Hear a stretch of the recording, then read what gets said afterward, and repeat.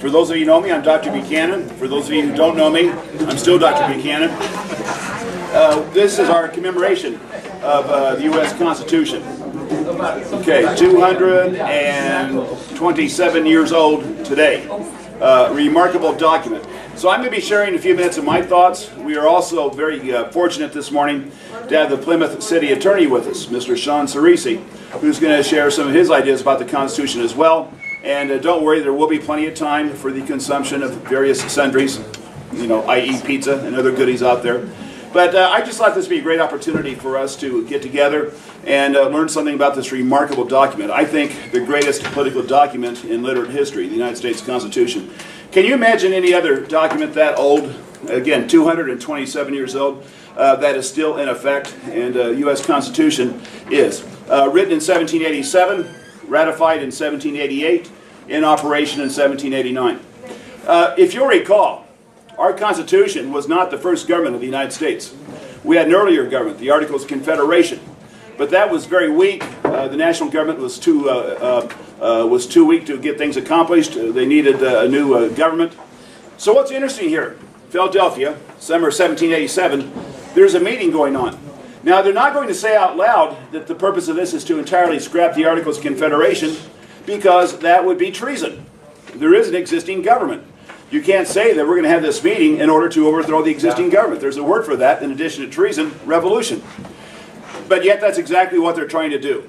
So, for 115 days in the summer of 1787 in Philadelphia, behind locked doors, behind sealed windows, this meeting is going on. They say they're going to come up with a list of suggestions for improving the Articles of Confederation. In reality, they're going to scrap it. They're coming up with something entirely different. So, James Madison is the guiding force behind this new document. Madison was once asked what the three principles of government were, and he responded quickly: compromise, compromise, and then compromise.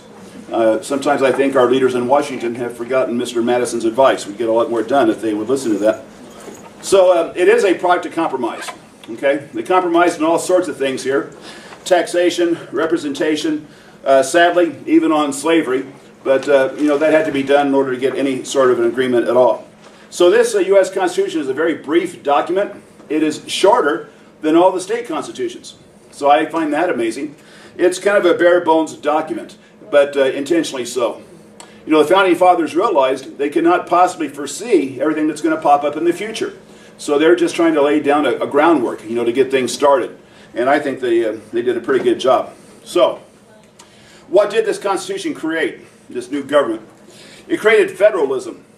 Now, you might wonder what that is. That's a term we hear a lot, federal this, federal government, federalism, but what does it mean? Federalism is the idea that you have a strong national government, but you also have strong state governments, and they each have their own rights and powers and responsibilities.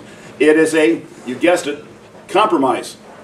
Some people wanted the national government to be very strong. Again, that's called a unitary system.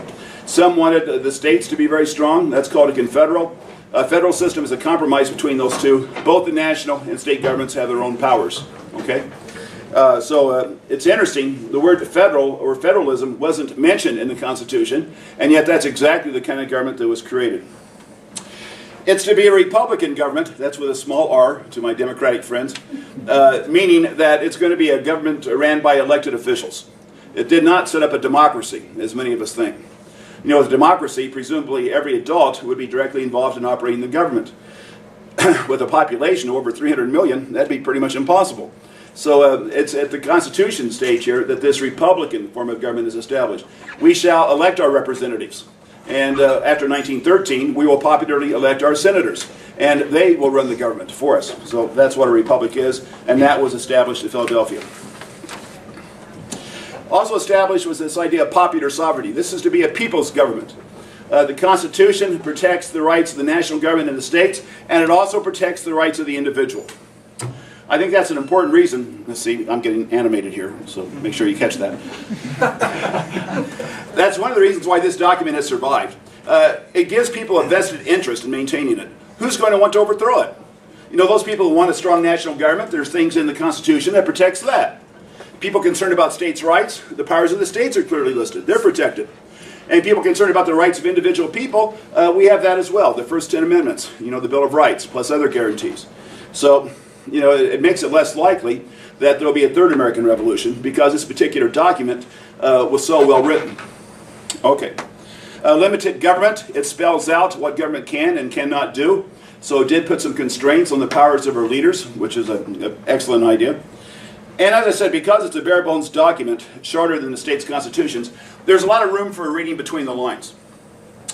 You look at some of our most beloved presidents, Franklin Roosevelt, before him, 80 years before or so, Abraham Lincoln. They're the presidents who arguably violated the Constitution the most.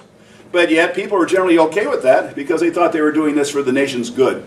So I guess when you think of the Constitution, you can ask yourself, is the glass half full or half empty? What I mean by that is, if you're a president, do you think you can do everything unless it's specifically prohibited to you by the Constitution? Or do you think the only things you can't do are those things specifically prohibited to you by the Constitution? Our greatest presidents have taken this broad interpretation. They think they can do a lot of stuff. And again, that's one of the beauties of the Constitution. There's a lot of space there to read between the lines. It gives presidents and Congress a lot of leeway. Okay, so those are the main principles. Republicanism, popular sovereignty, Republican form of government, separation of powers. We have the three branches, don't we? The legislative branch makes the laws, the judicial branch interprets the laws, and the executive branch enforces the laws. By dividing it up like that, they made sure that no one person or no one group of people would become too powerful. Excellent idea. That was taken from a French philosopher named Montesquieu. And along with separation of powers comes checks and balances. Each one of those three branches has some degree of control over the other two. Wow. The more I read and study about the Constitution, the more impressed I become with what they came up with here. So you can see why it's survived. I mean, it works. All right. It also survived because it is interpreted by the Supreme Court to fit the needs of modern people. And again, the fellows in Philadelphia, 1787, could not have foreseen everything. They knew they couldn't. The Supreme Court helps to breathe life into the Constitution by, again, interpreting it. So if someone were to ask you someday in government class, for example, Dr. Buchanan, what is the supreme law of the land? I think a pretty accurate answer there would be the U.S. Constitution as interpreted by the U.S. Supreme Court. And that, again, that's probably not a bad thing. It helps to keep it alive. Okay, this document also, also has an amendment process. We can change this document, and we've done so 27 times. There have been 27 amendments to this. So that's great, because things happen, and people's feelings change over time. And, you have to have some kind of way of making some changes in this document without having to throw the whole thing out.